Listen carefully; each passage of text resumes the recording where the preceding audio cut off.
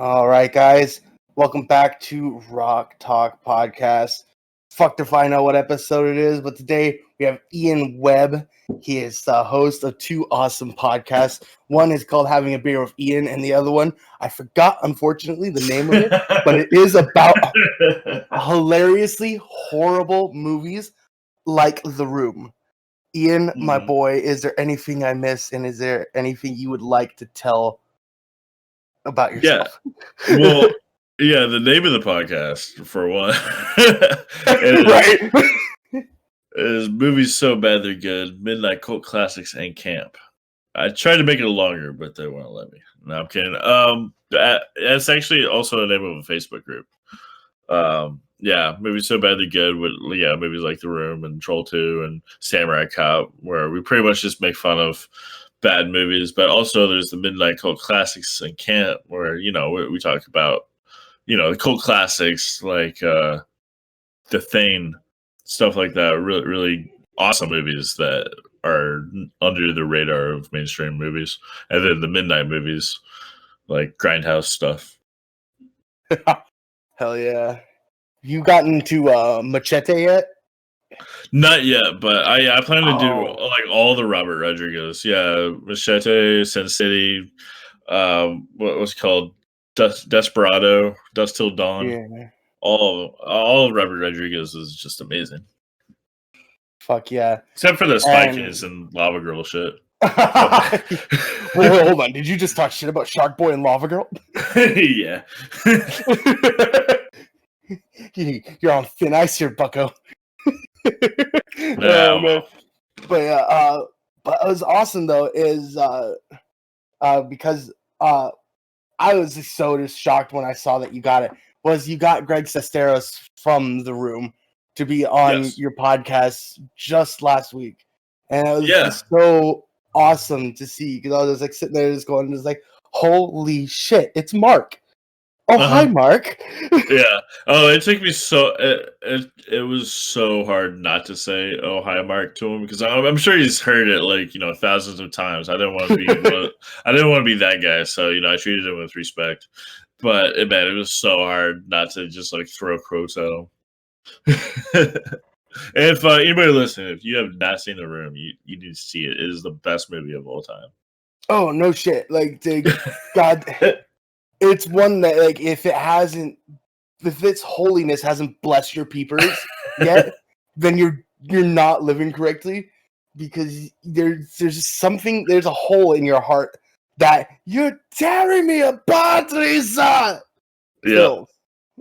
If you have, it's hard these days with COVID, but if you get a chance to see it a lot, like in the theater, surrounded by a bunch of drunk hooligans at midnight, like a packed theater where everybody's quoting along and throwing spoons and yelling jokes, that's the best thing ever. Yes, that's just like how the live showings of Rocky Horror Picture Show are the fucking it's similar. It's very similar to that.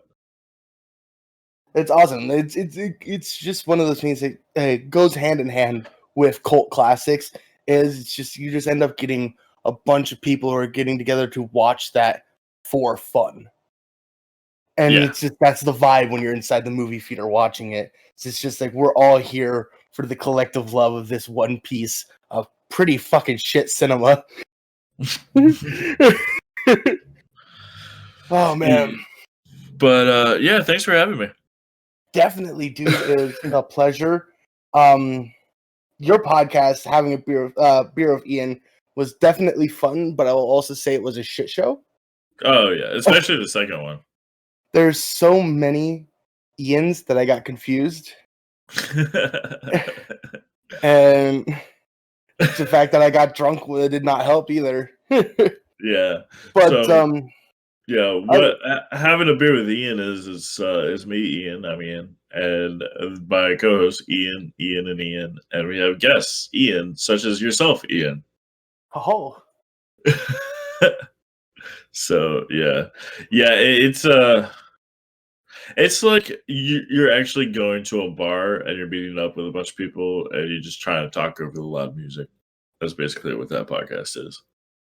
and I can honestly say that's how it felt like. Because it did seem like I was just some guy at a bar, and I heard you guys over to my right, and I'm just like, this is a fun conversation. Yeah. But yeah. So we're going to be talking today about just music in general. Some great bands to talk about their music and the background. But first, I wanted to get started with something that you told me about that I was actually like, huh? Something I did not know about is with Black Sabbath. Something I had no clue is that at one point in time, fucking Glenn Hughes from Deep Purple was in Black Sabbath. Yeah, he did like 2 or 3 albums with them, actually. Yeah, when you told me that, I was like, "Whoa!" So could you tell me more about this? Yeah, not only him, but also Ian Gillan was also in Black Sabbath. For those who don't know who that is, Ian Gillan is he was like the main lead singer of Deep Purple, or like Smoke on the Water, that stuff. He left Deep Purple, and then he he joined Black Sabbath after Dio left, and then he did an album. And then while he was doing that, Glenn Hughes was in Deep Purple, replaced him.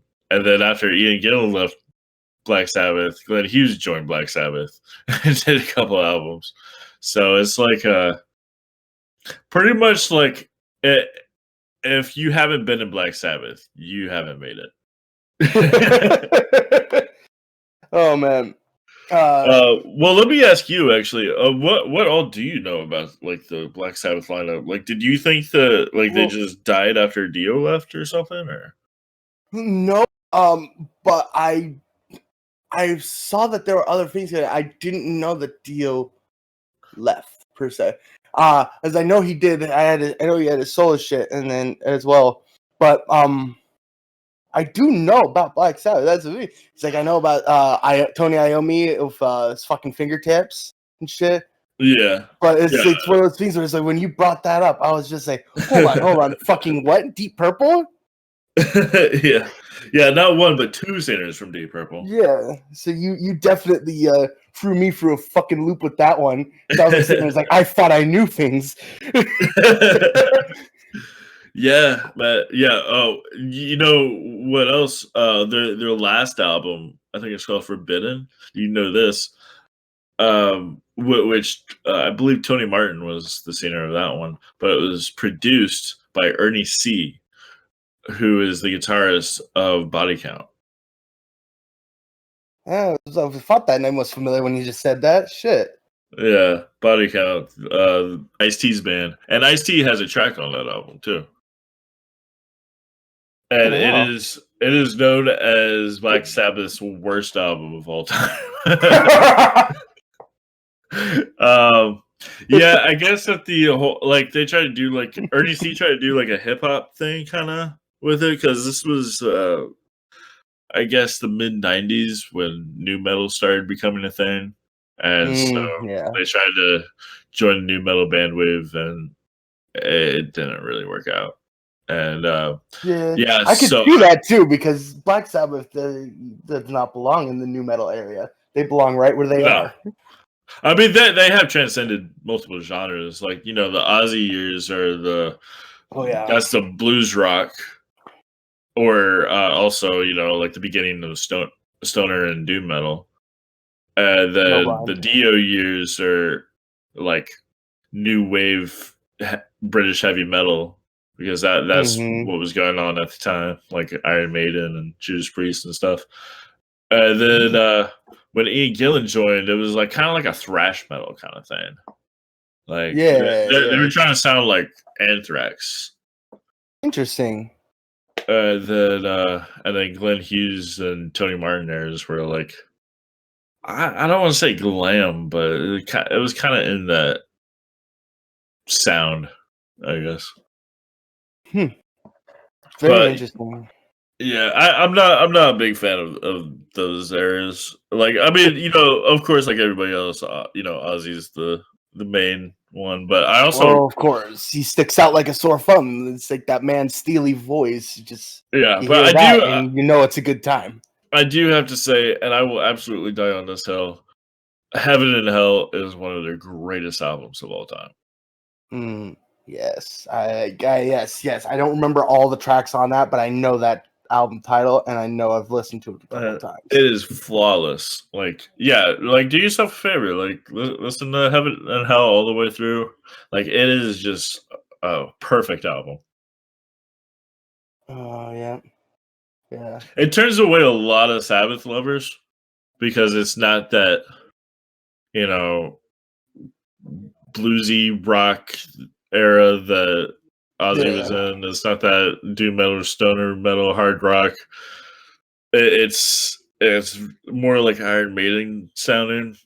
But I mean, which is great. Iron Maiden is great, but it's different. So I understand why people don't like that. But if you give it a chance, like it took me a long time to really like get into it. I was one of those guys who was just like, nope, it's different. I don't like it. Like I like all the other bands that sounds exactly like it, but I don't like that. But then I sat down and listened to it. I was like, man, this is really good. And and you know why it was so different is because Dio actually co-wrote all the songs on it, not lyric wise, but music wise. Nice.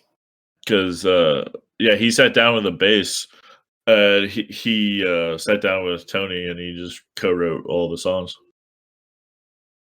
Yeah, dude, that's the way to do it. Just say the all togetherness of the band, everyone working together.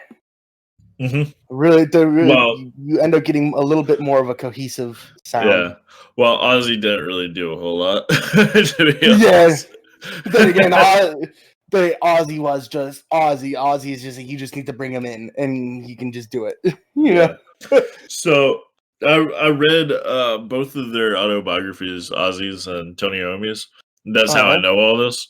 And by the way, both great reads. I definitely recommend it. But yeah, I'm planning on Ozzy's. it's so funny. Like you'll be laughing nonstop. It starts his like teenage years. The first time he was arrested when he was 18, and he actually served a year in prison. And then he goes into like beginning days of Black Sabbath and like early days when they were still called Earth. And then it goes into their first albums and then when they made it big and then when it started declining and then when they kicked him out and then the solo years and whatnot after that. But yeah, great book. I definitely like. There's so many funny stories from it. Like for one, he date raped himself. Like there's a whole chapter about him date raping himself. What the fuck? he Hold on, what the fuck? Fucking Ozzy. I swear to fucking God. Yeah. And by date rape, I mean like he knew exactly what he was doing. And so his dealer gave him this date rape drug, and he told him all about it. He's like, this is a date rape drug. This is what this does. And what it does is it paralyzes your entire body. And you're not like, there's no euphoria. You're awake. You just can't move your body. You feel everything and you don't get high. And it lasts for like 4 hours or something. So he's like, oh, okay, yeah, this sounds amazing. And like he was sitting on the bed of his motel and he took this day rape drug and then his body paralyzed and he just like fell down. Like he was like laying upside down on his neck for 4 hours, unable to move, just in pure agony. Fucking Christ. The thing is, that's such an Ozzy thing, though. Yeah, exactly. That's why I brought that up because it's like I was thinking of like all of his stories in that book, and yeah, that's like the most Ozzy one. It's like, did you ever see from this reality show the what the fuck was it called? Because the only thing that keeps popping in my head is Keeping Up with the Osbournes, but that's just mixing in the Kardashian bullshit. Fuck, I forgot what that reality show's called. But there's one clip from it where he's just sitting there on the couch. He's just staring at the TV, and the phone starts ringing, He looks over his shoulder and he says, "The fuck is that?" I haven't seen that. I saw the meme. Like I saw that in a meme. It's like it's just a regular phone ringing, and he just doesn't. He can't tell what it is. It's like fucking Ozzy, man. Yeah. Talk about having a fucking strong 60s, 70s, and 80s. Yeah, in his book in the late 70s when Black Sabbath was declining, there's a part where he was so stressed out because they were having a lot of tax problems. Like the entire band was being audited and stuff because they were rock stars that didn't know what they were doing. Their manager fucked them over. I think they were being sued by a previous manager, and Ozzy was going through divorce with his first wife. And like Geezer was giving him shit like, I need help writing lyrics. So he's so stressed out and doesn't know what to do. He just got a gun and shot all of his chickens. Because his wife was like, you need to feed the chickens. Take care of the chickens that we have. Because he had chickens, and it stressed him out so much. Feeding chickens was the straw that broke the camel's back. Tossing seed onto the floor. And he's just like, you know what? I got this. He couldn't handle it, so he fucking killed them. God damn. Fucking, you just imagine, you just you walk outside to get the morning newspaper, and you just see Ozzy walking around with a fucking pistol, just going, stop walking up to a chicken. Just, just another fucking day. It's fucking crazy. It must be a trip to be Ozzy's neighbor, you know? Right. Yeah, it's like every day's a new episode. Yeah, fucking dude just walks out in his fucking tidy whities and shit. Grabbing the fucking newspaper or the trash and shit. Walking back in. It's just like, wait, what? Is that who I thought it was? Imagine finding out for the first time that your neighbor's Ozzy. Oh my god! But in the worst way possible. It's just you're just sitting there, and all of a sudden, it's just you throw a frisbee and it goes over the fence, and you go knock on the door, and Ozzy opens it up, and you're just like, oh, and he's just so pissed at you for throwing a frisbee in his backyard. Right. Zach Wild shows up for a visit. Oh man. That is another man that is fucking killer on the guitar. Which I gotta say, here's a question I was going to bring up. What would you say is your top 3 concerts you've ever been to? And the reason why I brought that up is because Black Label Society is definitely one of the top 3 for me. Okay. I want to pose the same question to you after I'm done. So after I'm done answering, I want you to do that too. So top 3.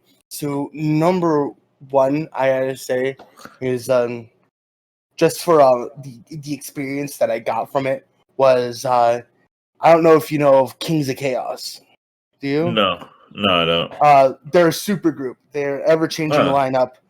But I went to see them in 2016 when they were on tour coming through Vegas. And they were, it was Corey Taylor from Slipknot, Chester Bennington from Linkin Park, Robert Delio, Billy Gibbons, Matt Sorum, forgot who the other people were. There's 3 other big ass names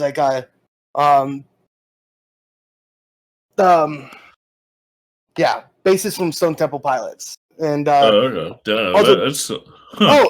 guitarist from Billy Idol. I forgot his name. I don't know his name. Something Stevens, I think. Right. But yeah, I saw that show. It was fucking awesome. It was at the House of Blues. So it was an intimate setting. $16, and I was right up on the barricades. And afterwards, I met Chester Bennington and Matt Sorum and got both of their autographs. That's what's up. So that definitely holds the number one spot when it comes to the concert for me. Oh yeah. Other than that, I gotta say, number two is Slipknot with also in 2016 with Marilyn Manson. That show was fucking killer. Huh. Okay. And then, I say it was Slash and Miles Kennedy at the Palladium in Really? Hollywood. That would be number three. Slash and Miles Kennedy. Interesting. Okay. That was top 3 concerts right there. They're fucking great. Hell yeah. That's what's up. That's what's up. Yeah. For me, my top favorite one of all time is Roger Waters. Fuck yeah, dude! I would love to go to see him. Dude, it was absolutely fantastic. It was. This was 2018, and the concert, the tour that he went on, is actually available like on DVD or something. I think so. Like you could watch it, or it's like you. I'm sure it's on YouTube actually, and it was fantastic. Like he made sure no matter what seat anybody was in, they had a great view because like this, it was not just on the stage. It was like, first of all, there's a giant like IMAX screen that showed like a bunch of crazy shit. And so like I was so far back, it was like a basketball stadium. So like I was so far back, I couldn't even see the stage, but the IMAX screen was like, it looked like it was right in front of me. Like if I like reach out, I could like touch Roger Waters pretty much. That's how like big that motherfucker was.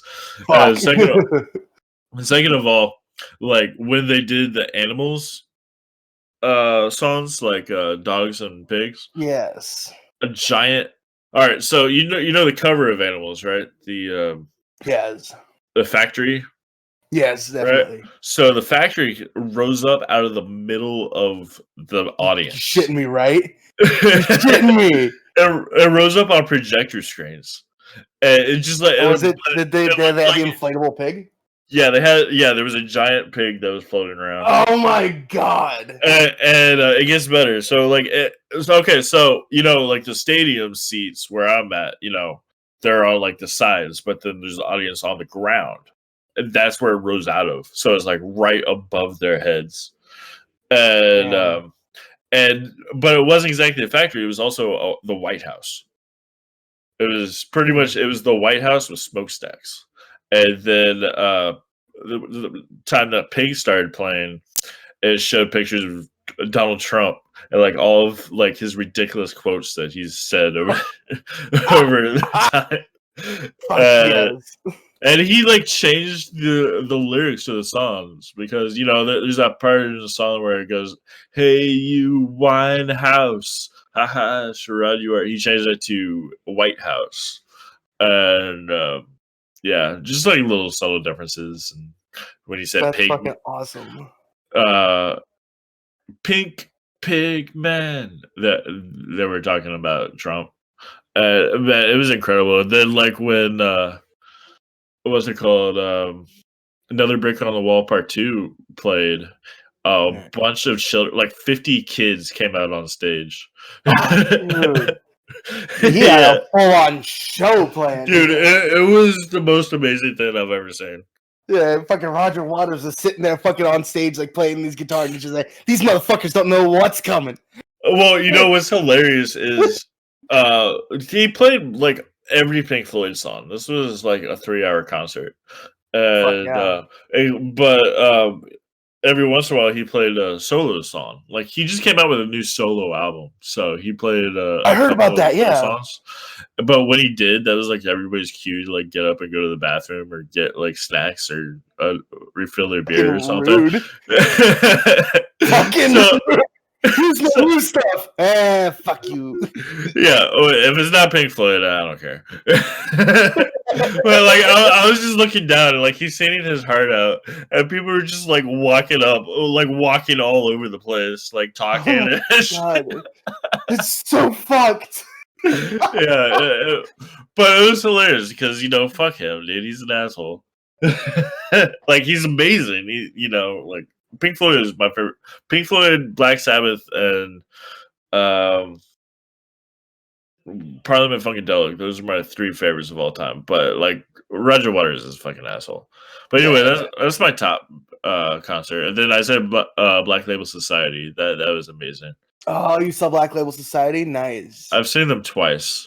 The second I've time, been thinking about doing like springing for a ticket for one of their shows. It's great. Like the whole crowd is just like it's one of those shows that like the crowd turns into like a sea. Everybody kind of joins together as one and like swaying back and forth like like you can't stand still. Have you seen Zakk Wylde solo though? No, that's the hard did. decision I've been having. Is I don't know if I should do Black Label Society or Zakk Wylde. I'm sure that would be amazing too. Like I missed just a Zakk Wylde solo show, but I heard that he played a bunch of BLS songs. So I don't know because I know he has at least one solo album that he's done. It's like I have that. I listen to that album constantly. It's pretty good. Yeah, I don't think I've heard it. Cool. You should check it out though. Okay, definitely. And then what was my 3rd favorite show? Oh, Primus. Ooh, nice. Yeah, I saw them with Slayer recently. Yeah.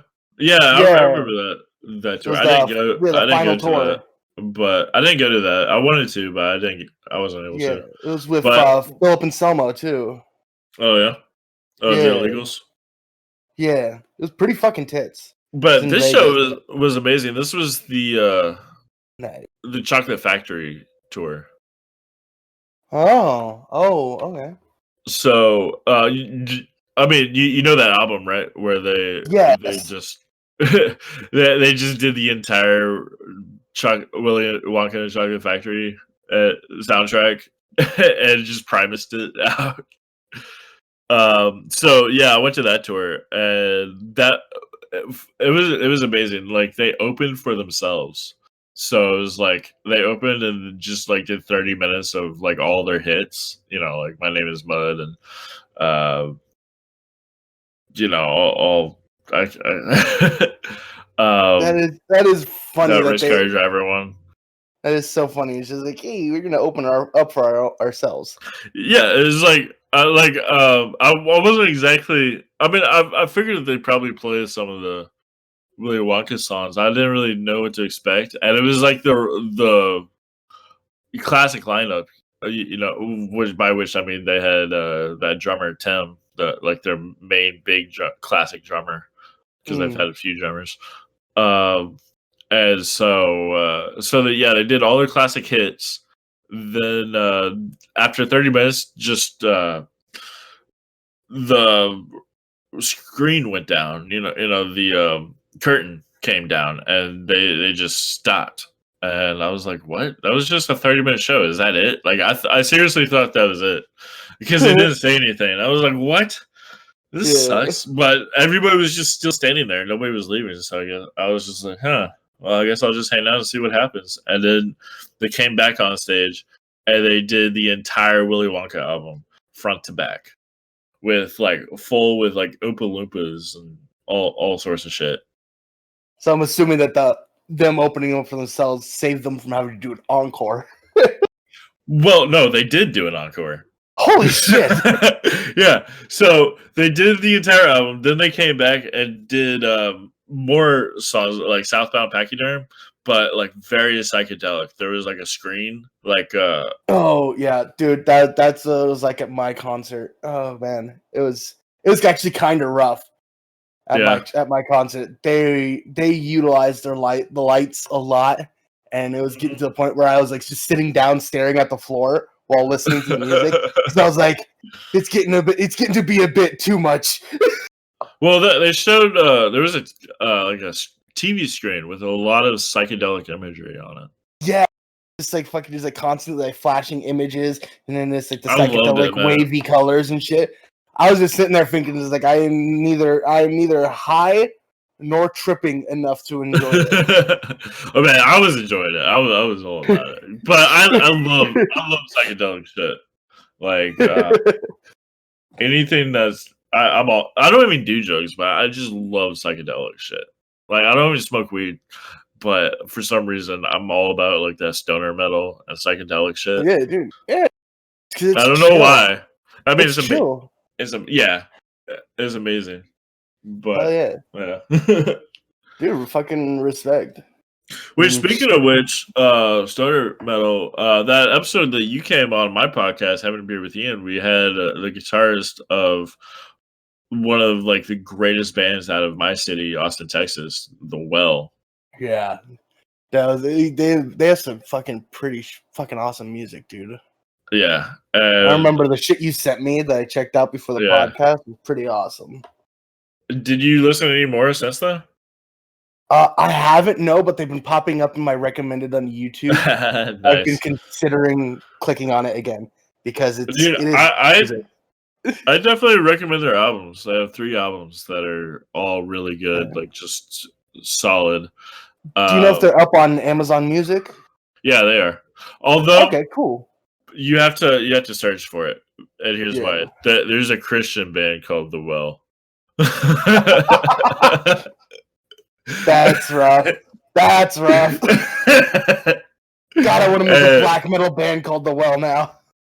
Right, and it's just like so. You look up The Well, it's just all this like gospel shit, and you have to like search. God And is search. good. But yeah, they have 3 albums that are solid. Fuck yeah. And yeah, they're badass.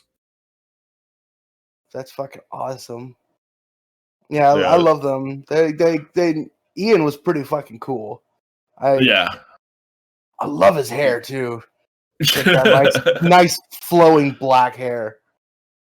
No, he's got like brown hair pretty much, but it was like It wasn't brown because it video. looked a little blackish on the video. Yeah. Yeah. Those videos are like, I guess, kind of dark videos, kind of. I don't want to say low quality, but kind of gritty videos. Yeah. I think that was on purpose. It goes along with the genre though. Yeah. Yeah. It looks nice that way.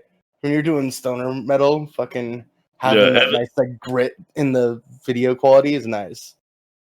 Yeah, and their bassist is a chick, Lisa. She's pretty cute too. And she fucking rocks. Dude, Yeah. that is something I want to fucking push. I want more female fucking rockers, god damn it. Yeah. We need more female rockers. Oh. We need more female fronted bands. Like we need more Lizzie Hales. We need more fucking Maria Brinks, you know? Well, let me tell you, there's a band, I'm not sure where they're from. It's a Metallica tribute band called Mistallica. Oh, yes, I've heard of them. They came through California right before the pandemic. Yeah, I remember seeing the like kind of show announced out here. Yeah, they kick ass. Like I've seen videos on YouTube. I haven't seen them live, but I've seen videos on YouTube where they were playing all the early Metallica stuff, all the Cliff Burton era stuff, and they were just killing it. What's awesome is there's also a full female Iron Maiden. Yeah, the Iron Maidens. Yeah, they're pretty fucking sick too. Yeah. God. If any of you ladies in those bands are hearing this, respect, you're awesome, and I want to talk to you.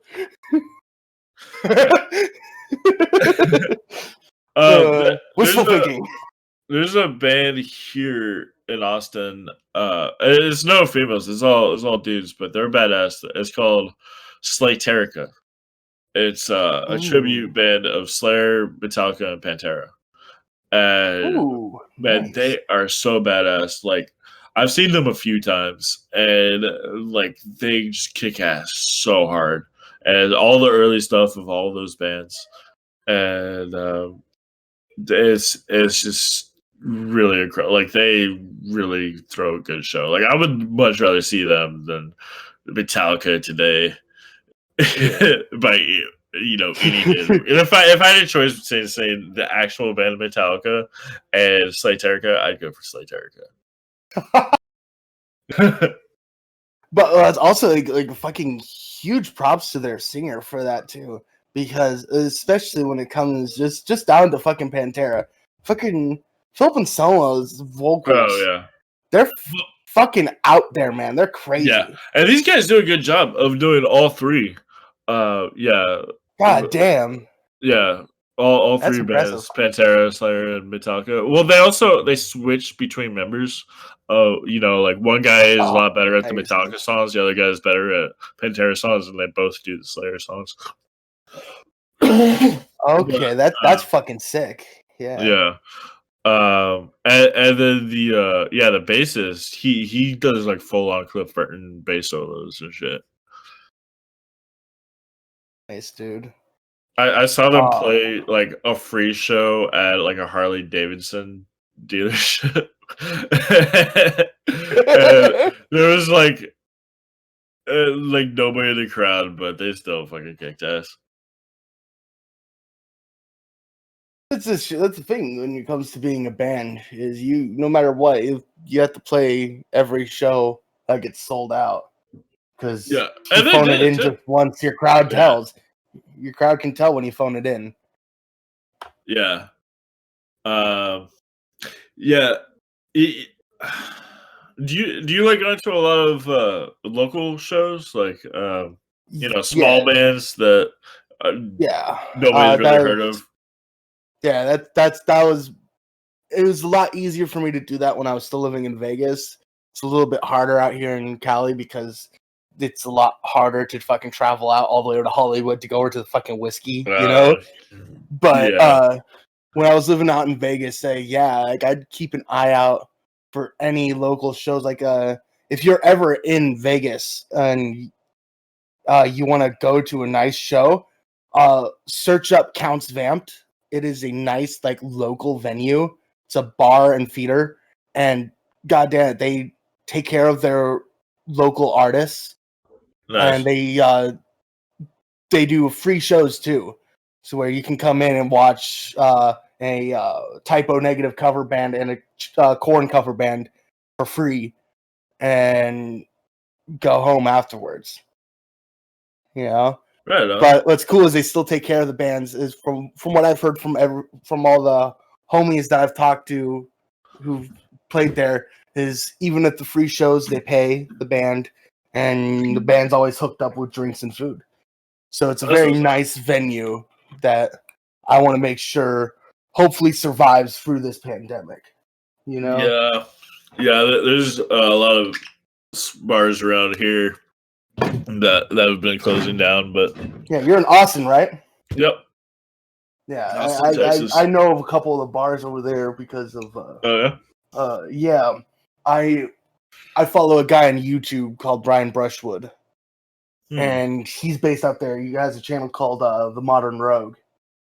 Okay. And he used to do little like teaching magic tricks at the local bars there in Austin. Which bars would you go through by? The Handlebar. There's one that's really nice. It's like it's like kind of like outdoors.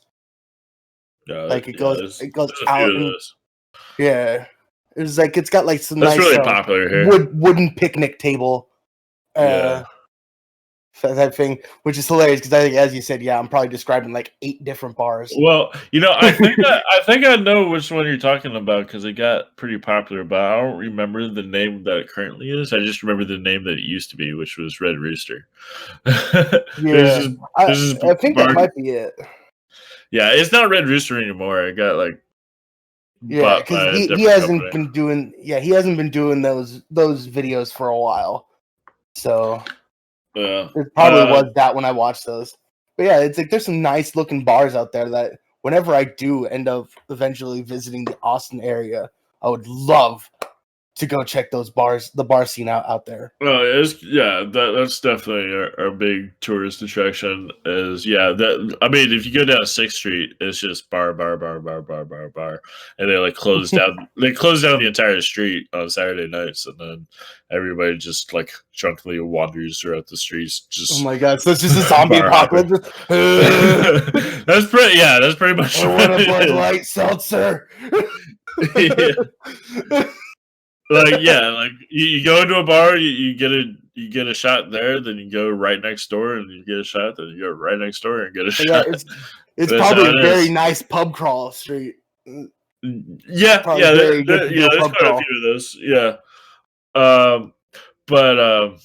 One of my favorite places is not there. It's actually on the other side of the highway, on the east side. There's this bar called The Lost Well, which had all my favorite bands play there. It's like this biker bar kind of thing where stoner metal bands play and doom metal bands play.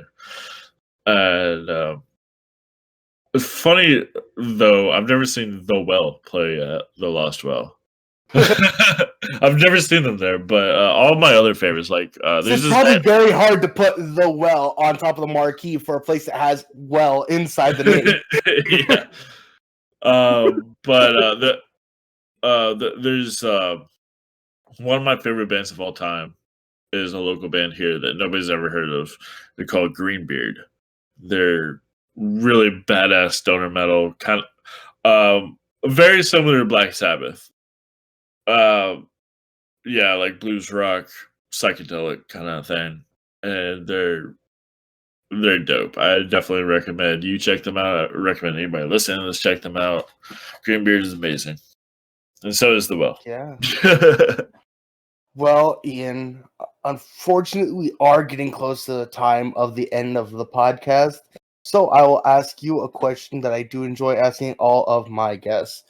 Can you please tell me, what are the 5 most influential albums that shaped you? Ooh. Man, I wish you asked me this before. Okay. 5, you said, right? Yes. Okay. Fuck, man. I'll give you one that's really outside the box. I wanted to save this for later, but it's the only one I can think of right now. But it's way outside the box. It is shit. What is that called? I forgot the name of it. Hold on. Let me look this up real quick. You could edit out all this empty space, right? Yeah. I could totally edit this out. Or for comedic effect, I could just leave it all in. yeah. You actually should do that. Just look at this fucking guy. Am I right? Oh, okay. I can't believe I forgot what it's called. Mothership Connection by Parliament. Oh, okay. That is a funk band. 1970s funk, pure funk. Amazing. I love funk. Really big into funk. It's they're incredible. Mothership Connection. Then I will probably say I gotta say definitely something by Pink Floyd. Probably maybe I kind of want to say The Wall, but let's go with The Wall. It's not my favorite, but it kind of is the one I kind of it kind of speaks to me the most. Yeah, I feel that because I understand that because it resonates with me a lot more than the other ones too. Yeah. Yeah. Although I will say Animals is my favorite, but that's not going to go into my answer. Animals is the best one to listen to while high. Wall is just great to listen to. Yeah, both. Let's see. So that's 2. Fuck. I mean, I listen to so many different genres of music, so much music. Save me. I will say. Okay, so there's this band called Mayday, it's they have a band called Take Me to Your Leader. I'll use that one. They're a hip hop band. They've got two rappers, but also a guitarist and bass who switch back and forth between drums. I mean, not drums, keyboards, and then they have two drummers. And Nice. they're very instrumental in a hip hop kind of way. Interesting. Yeah, they're amazing, and their I'll have to lyrics check those out. their lyrics are incredible. Very deep lyrics. So okay, so we got The Wall, Mothership Connection, Take Me to Your Leader. Um, I'll throw a Greenbeard out there. I cannot pronounce the name of this album though, because it's like some weird like thing that they made up, pretty much. Alright. But oh, it's called LODARODBOL. Yeah, I don't know either. Yeah, I don't know how to pronounce it, but it's got like the Motorhead umlaut, the O thing with the two dots Okay. for like 3 different O's in that name. Jesus So fucking Christ. yeah, there's that, and then I'll say, you know what? Probably Kill 'Em All.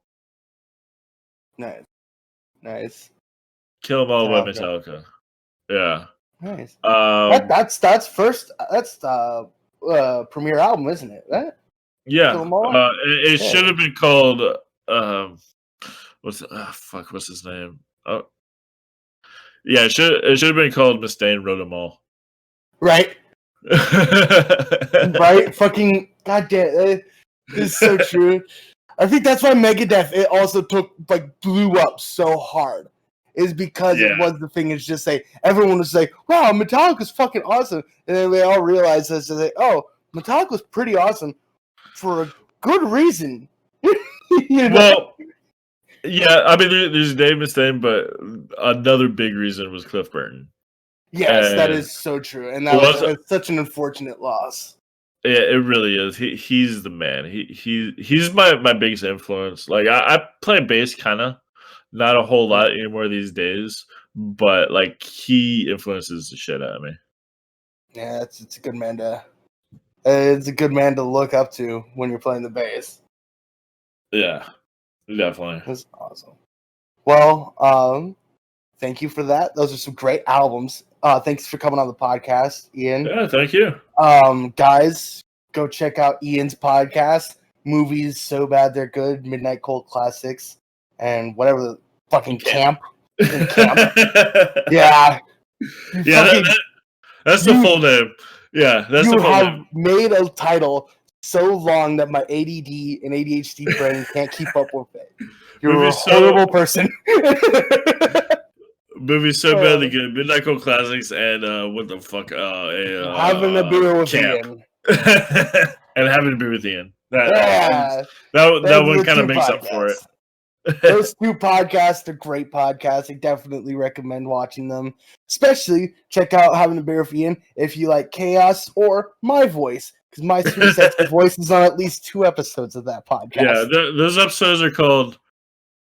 Actually, fitting this podcast is called Ian Talks Rock. Yeah. That's the name of that episode. And then the other one is Cock Talk. Cock Talk. It's so fucking great. Yeah, because I don't know why, but we just talked about dicks the entire episode. And what's so hilarious is because I'm on that too. And it sounds so much exactly like my podcast title. Yeah, no, that was the point. Yeah. That was such a good it's a good joke, my dude. It's a good joke. Oh, yeah. GG. I appreciate that. That was a good one. Well, guys, go check those out. Ian, thank you a lot for coming on. Yeah, absolutely. Very much enjoyed this. It was a very fun podcast. As you could tell, I was laughing my fucking ass off. Yeah. Yeah, me too. Yeah, it's always fun to nerd out Yeah. about music and whatnot. Yeah, because music definitely is something that brings people together, and this proves it right here. Fucking an hour-long conversation of just fucking us talking shit about music. Yep, and I'm down for it again. Oh fuck yeah, dude! I would love to have you on again. Hell yeah. And I'll roll out the red carpet for you. Is there anything else you would like to tell the people listening right now? Yeah, but I can't think of it right now. Alrighty. If he thinks about it, it'll be in the description, guys. All right. All right, Ian. Thanks so much for coming on. Yeah. Thank you. Bye, motherfuckers.